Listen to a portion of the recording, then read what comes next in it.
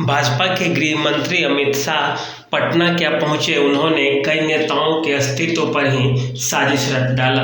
उन्हीं में से तेजस्वी यादव और नीतीश कुमार भी प्रमुख हैं। दरअसल उन्होंने बिहार में रैली तो की, साथ ही साथ एक बंद कमरे में अपने पार्टी के नेताओं को बहुत कुछ सीख भी दे गए। वे सभी को अलग अलग तरीके से हमला करने की नसीहत दे गए और इसी का परिणाम हुआ कि अभी रैली के ख़त्म होने के 24 घंटे भी नहीं हुए थे कि उधर से गिरिराज सिंह ने कमेंट कर दिया, बयान दे दिया कि नीतीश कुमार को चुल्लू भर पानी में डूब मरना चाहिए। वे यही नहीं रुकते हैं, आगे भी कहते हैं कि उन्होंने दलितों के साथ, पिछड़ों के साथ काफ़ी अन्याय किया है। बिहार में भी जितनी भी परेशानी है, सारे के सारे दोषी नीतीश कुमार ही हैं। गिरिराज सिंह चुप ही हुए थे कि इधर से छपरा से सांसद जनार्दन सिंह सिग्रीवाल अलग मोर्चा खोल दिए। वे बिहार सरकार के शिक्षा मंत्री चंद्रशेखर पर टूट पड़े और उन्होंने कहा कि वे दरअसल रामायण की तुलना पोटेशियम साइनाइड से करते हैं। इस कारण वे महामूर्ख ही नहीं बल्कि महामूर्ख हैं। शिक्षा मंत्री चंद्रशेखर को मूर्ख की जगह महामूर्ख कहकर उन्होंने एक बार नीतीश कुमार को तो बकस दिया, लेकिन राष्ट्रीय जनता दल को और उनके शीर्ष नेता तेजस्वी यादव को लपेटे में ले लिया। सम्राट चौधरी तो पहले से ही अब बोलते आ रहे हैं कि मैं उसी दिन अपना पगड़ी खोलूंगा जिस दिन नीतीश कुमार सत्ता से बाहर हो जाएंगे। कुछ दिन पहले G20 की भोज में नीतीश कुमार दिल्ली आए भी थे और ये कयास लगाए जा रहे थे कि भाजपा उनके प्रति नरम रहेगी और आने वाले समय में नीतीश और भाजपा का फिर से गठबंधन होने वाला है। लेकिन जनता इसी बीच में कंफ्यूज है कि आखिर वोट करे तो करे किसे। नीतीश कुमार तो इधर है, वे पता नहीं मिलेंगे या नहीं मिलेंगे, लेकिन अगर उन्हें वोट करते हैं तो मेरा वोट हो सकता है राजद के खाते में चला जाए। दूसरी ओर अब ये भी एक टेंशन की चीज़ आ गई है बिहार के लोगों के बीच कि हमारा जो मतदान का जो तरीका होगा, हमारी जो चुनौतियां होंगी वह कहाँ पे होंगी।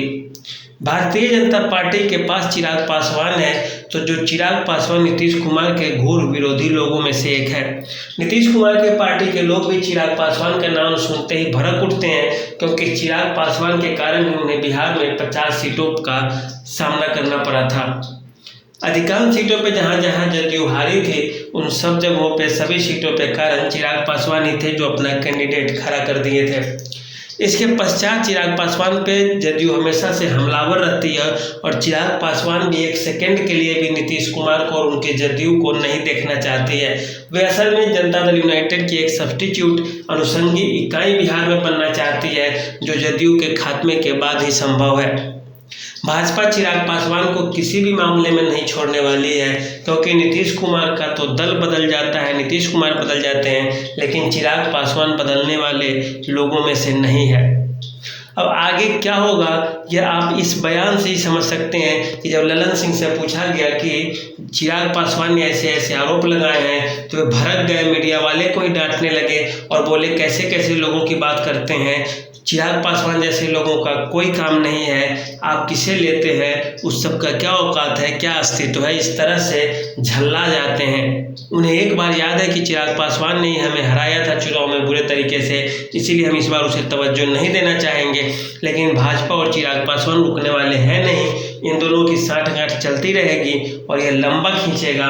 और अमित शाह का जैसे जैसे आदेश आते जाएगा बिहार के लिए, वैसे वैसे भाजपा के नेता और भाजपा के जो सहयोगी पार्टियां हैं, सहयोगी संगठन है, वे सब के सब नीतीश कुमार और लालू की सरकार पर हमलावर होते जाएगी और धीरे धीरे नीतीश कुमार को उसका सामना करने के लिए परेशान होना होगा। क्योंकि जो भ्रष्टाचार के मामले हैं, जो बेरोजगारी के मामले हैं, सबसे ज़्यादा तो अपराध बुरी चीज़ है बिहार के लिए, और उस पर जैसे जैसे आघात होगा वैसे वैसे नीतीश की सरकार गिरती चली जाएगी और भाजपा उनके ऊपर हावी होती चली जाएगी। तो यही रहा कुल मिलाकर आज के लिए। कैसा लगा आप लोग हमें बताएंगे। धन्यवाद।